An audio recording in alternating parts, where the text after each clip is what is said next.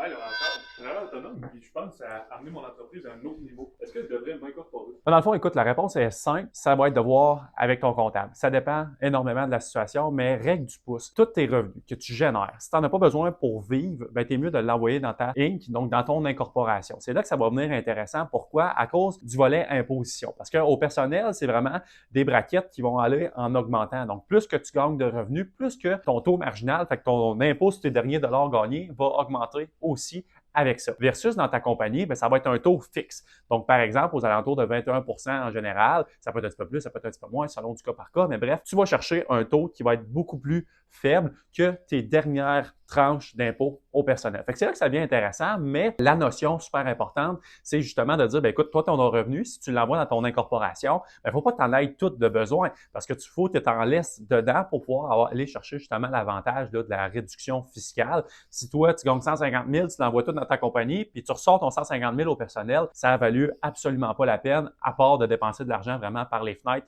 pour créer ton incorporation, tes états financiers, etc.